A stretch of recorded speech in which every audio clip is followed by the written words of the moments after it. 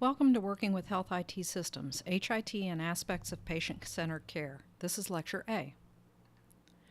The objectives for HIT and Aspects of Patient-Centered Care are to define patient-centered care, suggest HIT-enabled solutions and strategies to enhance patient involvement in health and healthcare, assess the effectiveness of HIT systems in supporting patient-centered care, perform self-assessment of personal beliefs related to HIT and patient-centered care. What is patient-centered care, and why is this important in our changing healthcare environment? Patient-centered care is defined in the Institute of Medicine's Crossing the Quality Chasm report as, quote, providing care that is respectful and responsive to individual patient preferences, needs, and values, end quote, and, quote, ensuring that patient values guide all clinical decisions, end quote. According to the National Institutes of Health Better Diabetes Care website focused on patient-centric care, the point is made that, quote, when informed patients take an active role in managing their diabetes and providers are prepared, proactive, and supported with time and resources, their interaction is likely to be productive, end quote. This site continues to make the assertion that, quote, patient-centered interaction can lead to better diabetes care, more efficient and effective practices, healthier patients, and more satisfied patients and providers, end quote. Overwhelmingly, the literature is pointing toward better outcomes when patients become partners in their own care. What are the core concepts of patient and family-centered care? The material on this slide comes from a public broadcasting series, PBS, called Remaking American Medicine, a 4-part television series that follows pioneering individuals working to change our healthcare system for the better in the United States. The link for Remaking American Medicine, the PBS series, is shown here on the slide. This should be viewed not as just as a reference for the material, but also as a link for you to access the series and some interesting other material that is housed on the PBS site.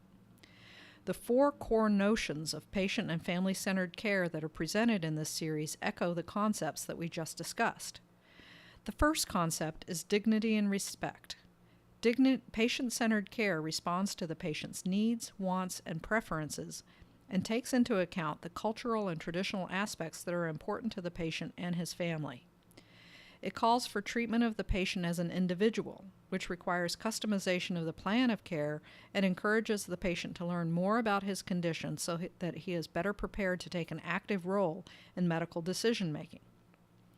Information sharing, the second aspect of patient-centered care, speaks directly to the way in which we help to create and foster the development of the informed and knowledgeable patient and family. Patients and their caregivers want to know what the condition is that they have, what the prognosis is, what it means for them and their family, how they are going to live with their disease, and what are the consequences of failure to take care of themselves. They want to understand what the treatment is, how much it's going to cost, and what the side effects are. Of course, all of this needs to be in a language they understand. They need answers that are accurate and able to be understood. This brings to mind some of the work of the National Library of Medicine and its attention to the, quote, information prescription, end quote, where patients are actually prescribed an intervention that requires that they access information that makes them smarter patients and smarter consumers of healthcare services.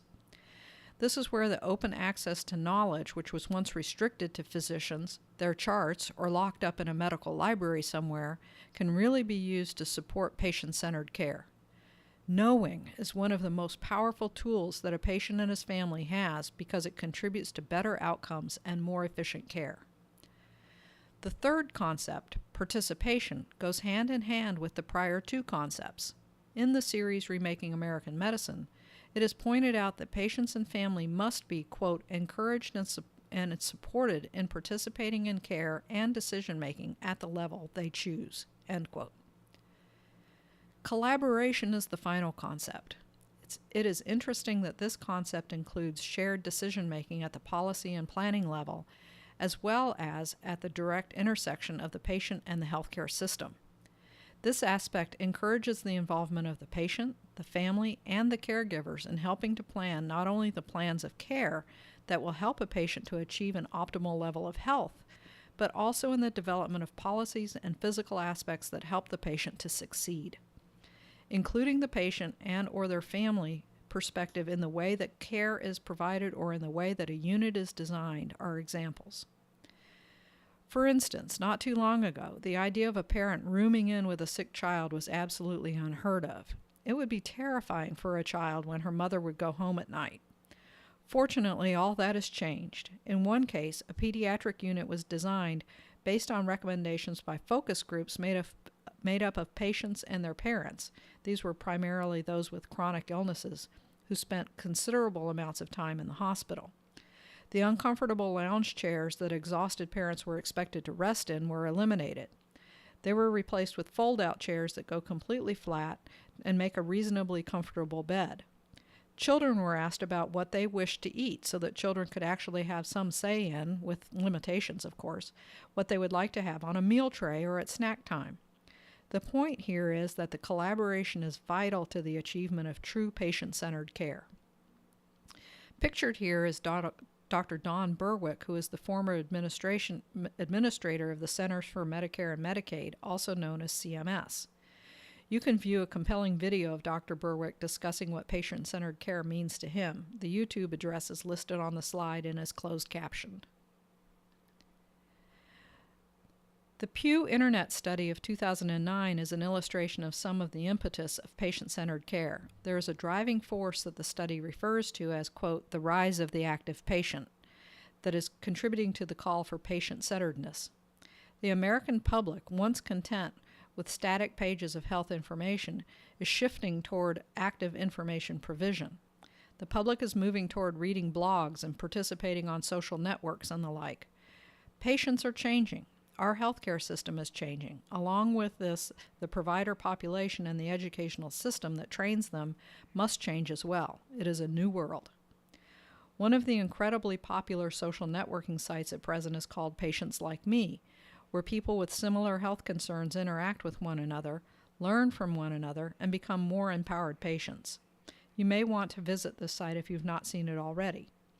If you have not experienced virtual worlds such as Second Life, you should become acquainted with it. There is tremendous growth in that sector as well in regards to both the active patient and virtual simulation and interaction for education of health professionals. The point here is that patient-centered care is not a movement that some genius in an office came up with. It's a natural byproduct of information access that has been enabled by the growth of information and communication technologies.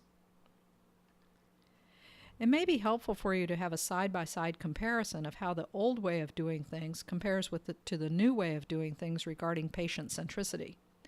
The model on the right, which is the patient-centered model, is the direction the U.S. healthcare industry is moving in. This image was taken from the End-Stage Renal Disease website, which is in the public domain and was funded by the Center for Medicare and Medicaid and Medicare Services. As we examine this grid, moving from left to right, we see in the first cell that the goal is to move from the passive patient, who is quiet and just listens, to a more active role where the patient asks the questions. You can see in the second box of the medical model that the patronistic method of the patient simply accepting the plan of care is moving toward the patient as an active partner in planning for his care. These patients voice their concerns, inquire about different options, and let the provider know if there's a problem with what is being planned. This relates also to the next to the last box on the left-hand side where the provider does most of the talking. We are shifting to letting the patient ask questions and the provider takes the time to answer. Now, in reality, we know that providers cannot spend huge amounts of time with each patient, so there is a bit of a tension here between what we should do and what we can do in the real world. We're also seeing a shift from the provider being the sole decision maker. In patient-centered care, the decision is in the hands of the patient and his family. The role of the provider becomes one of providing options with the pros and the cons and helping the patient and his family to arrive at a decision that works best for all of them. We are also moving away from a disease-centered model where we manage illness instead of managing health. The patient-centered model focuses more on quality of life issues and helping patients to achieve and then maintain an optimal level of health. The final box shows that in the old medical model that the patient is either compliant or not. In a patient-centered world, the goal is to work with the patient to develop a treatment plan that is realistic and takes into consideration the situation, the patient's culture and family traditions, or as reflected in the definition of patient-centered care, the plan takes into account the patient's preferences, his needs, and his values. We challenge you to think about the goals of the patient-centered model and to think about how health IT can support these goals. The assignment associated with this unit will have you recall this grid and think about the relationship between patient-centered care and health IT enablement. In addition, in the assessment, you will be asked to share your own perceptions and your own personal beliefs related to health IT and patient-centered care. To further emphasize these points, the Agency for Healthcare Research and Quality, also known as AHRQ, created these public service announcements with the ad campaign to encourage patients to ask questions and to take a more active role in their care. This creative and entertaining series of announcements are crafted to convince people that questioning your provider should not be looked at like you're challenging what he says. Instead, it's about encouraging proactivity. Now this action, in and of itself, is another one of those cultural or behavioral changes that is very difficult. For instance, many older patients would never dream of questioning their doctor. Certain cultures where the doctor is revered would also find it difficult to ask a question. The issues of language enter into the equation as well. For example, patients whose primary language is not English and those who do not speak the language at all would have a very difficult time communicating in this manner.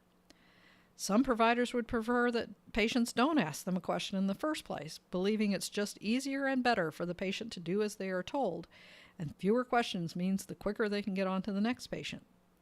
It really takes a culture change all the way around, and that's what the movement toward patient-centered care is advocating. The AHRQ.gov site has several short videos that are closed captioned and do a terrific job of trying to break down the uncomfortable feelings that often accompany questioning a provider. Please take a moment to watch these videos if you have a connection to the internet. They can be found on the AHRQ.gov website or by using any search engine with the terms AHRQ questions are the answers. The final objective to be covered in this lecture involves the assessment of the effectiveness of HIT systems in supporting patient-centered care. A comprehensive study from the Agency for Healthcare Research and Quality was released in 2012. This report was commissioned by HRQ to analyze the impact of HIT on patient-centered care. This report, titled Enabling Patient-Centered Care Through Health Information Technology, focuses on the development of a comprehensive understanding of the impact of health information technology application developed and implemented to enhance the provision of patient-centered care. Evidence-based, comprehensive analysis of the impact of health IT on quality of patient-centered care was undertaken as a part of this report. In addition, barriers and facilitators of health IT-enabled patient-centered care were reviewed systematically. In this report, you can find specific data that relates directly to this objective. This concludes Lecture A of HIT and Aspects of Patient-Centered Care. In summary, in this unit we focused on the concepts of patient-centered care, its definition, why it's important, and how our healthcare environment is shifting to place the patient and his family back at the center of care decisions. What role does health IT play in the achievement of patient-centered care? We know from the literature that the chance of better outcomes is increased when the patient becomes a partner in his own care. These outcomes may not just be related to health outcomes. Patient satisfaction, improved quality of life, and patient empowerment are other outcomes that can improve when patient involvement in his care increases. Ultimately, patient values should guide all clinical decisions. Using IT to engage the patient, to educate the patient, to share and collaborate with the patient is a method that we can use to achieve patient-centered care.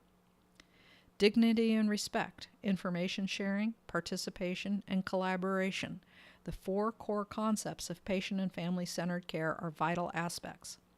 Ultimately, creating and fostering the development of the informed and knowledgeable patient and family while respecting their culture and preferences is imperative if we ever hope to, quote, put the patient at the center, end quote. An engaged patient is one who expects and benefits from participation and sharing. It has been said that the new mantra in healthcare should be, quote, no decisions about me without me, end quote. We discussed the difference between the dated medical model of patronizing healthcare and a more patient-centered focus. No longer can we dictate treatments or plan care for a patient.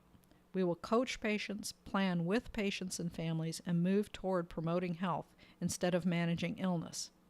Health IT can help us with this quest. As telecommunications and connectivity ripple outwards, we now have additional tools to support enhanced communication and engagements with patients and their families. Kairos, a figure from Greek mythology, is called the god of the opportune moment. When we combine the movement with patient-centered care with the growing expansion of telecommunications and internet, Kairos comes to mind. It is an opportune moment to combine health IT, the engaged patient, and the shift to patient-centered care to improve what we do, how we are doing it, and how we interact with our patients and communities. The final objective to be covered involves the assessment of the effectiveness of health IT systems in supporting patient-centered care.